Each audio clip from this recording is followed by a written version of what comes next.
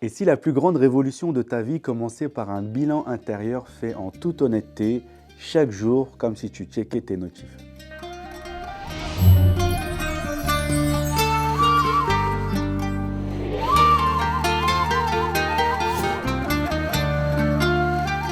La comptabilité spirituelle, la muhasaba, c'est l'art de se demander comment bat le rythme spirituel de mon cœur, comment j'accomplis mes actes, mes intentions. Qu'ai-je fait aujourd'hui? Qu'ai-je blessé? Qui ai-je oublié? Remercier pour le bien, demander pardon pour les écarts, réparer, avancer. L'islam a mis ce principe au centre. L'homme n'a pour lui que le fruit de son effort. Surat An-Najm.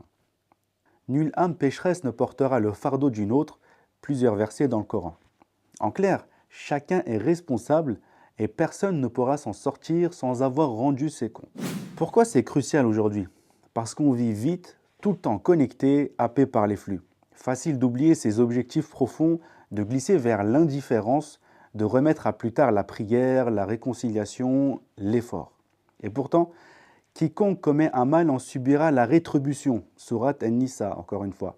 Pas pour nous faire peur, mais pour nous réveiller. Notre vie a du poids et chaque pas compte.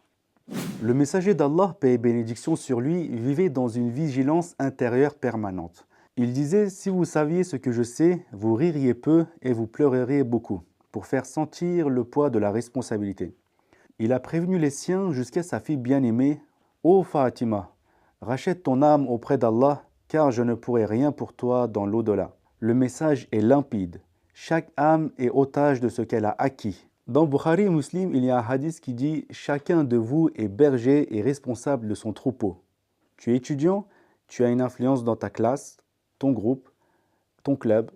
Tu bosses, ton éthique inspire ton équipe. L'idée n'est pas de faire la morale, mais d'ouvrir des voies, tendre la main, partager la lumière, montrer l'exemple. Abu Bakr, qu'Allah l'a agréé, premier des véridiques, compagnon intime, il voyait un oiseau et disait « Heureux es-tu, ni reddition, ni compte, ni châtiment ne te concernent. » Ces paroles expriment une idée de félicité absolue.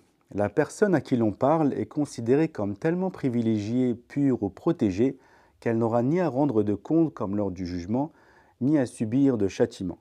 En d'autres mots, tu es béni car tu es exempté de responsabilités ou des sanctions qui pèsent sur les autres. Son cœur était plein de gratitude d'être un humain, mais plié sous la responsabilité. Allah a pourtant déclaré « Nous avons certes créé l'homme dans la plus belle stature » Sourate At-Tin. Ce contraste montre la profondeur de son sérieux, son savoir honoré, mais ne jamais rien lâcher et toujours l'auto-examen. Omar, qu'Allah l'a agréé, rappelait « Faites votre propre calcul avant d'être appelé au compte. Pesez vos âmes avant d'être pesées. » Il craignait d'être interrogé pour une brebis noyée dans l'Euphrate. Et malgré les promesses sur sa vertu, il disait « S'il restait une seule personne sauvée, il espérait être elle.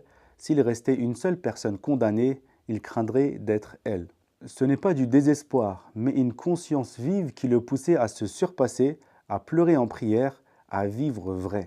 Aïcha, qu'Allah l'a agréée, mère des croyants, elle a pleuré en pensant à l'enfer et a demandé « Rappelleriez-vous votre famille au jour de la résurrection ?»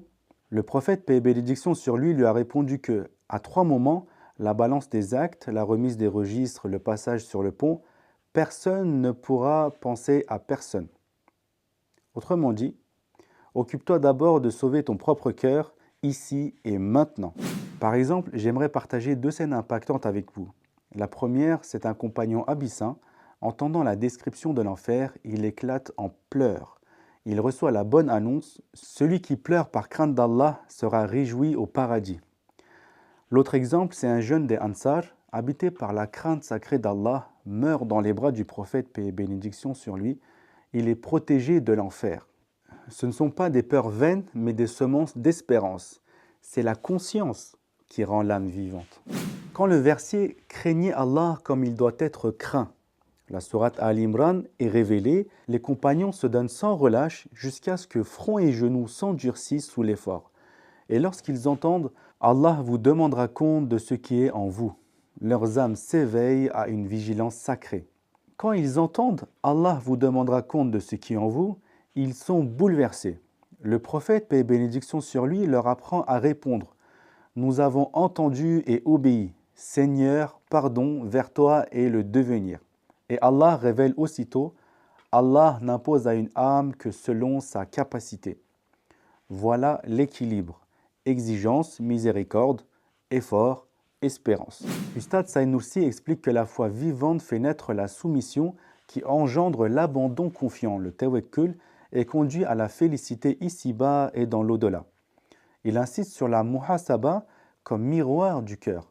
On examine ses intentions, on remercie pour le bien, on répare pour le mal, on s'élève par la sincérité. Roger Effendi met l'accent sur la responsabilité tournée vers le service. S'éduquer, servir sans attendre de retour et répandre la miséricorde. Pour eux, la vraie comptabilité n'enferme pas. Elle libère, elle te rend utile, elle te fait devenir chevalier de l'amour, capable de porter lumière dans ta famille, dans ton campus et dans tes réseaux. Cet exercice de muhasaba apaise l'esprit dans le chaos de nos jours. Elle permet de reprendre les commandes de ta vie avec 3 gestes simples. Gratitude, observe les bienfaits du jour qui t'ont été accordés et remercie avec sincérité. Istighfar et tauba, repère tes écarts, demande pardon, répare concrètement. Responsabilité, choisis une action utile et sincère pour quelqu'un aujourd'hui. Comme disait Omar, qu'Allah l'agréé, pèse-toi avant d'être pesé. C'est-à-dire examine tes actes avant qu'ils ne soient examinés. Et tiens l'équilibre des versets de Baqara, exigeant avec toi-même, mais confiant dans la miséricorde d'Allah qui n'impose pas au-delà de ta capacité. L'islam replace chaque chose dans son ordre. Ni illusion, ni prétexte, ni espoir que d'autres paient pour nos manquements. Ton effort compte, ton intention compte, tes larmes comptent. Le prophète, paix et bénédiction sur lui, Abu Bakr, Omar, Aïcha et parfois d'autres compagnons anonymes, paix et bénédiction sur eux, nous montrent le chemin. Une vigilance douce mais ferme, des cœurs sensibles, des actes qui suivent. C'est ainsi que naissent les secondes résurrections, les jeunes qui rallument les lumières là où l'ignorance obscurcit. Ce soir, avant de dormir, prends 5 minutes. Pose-toi ces questions.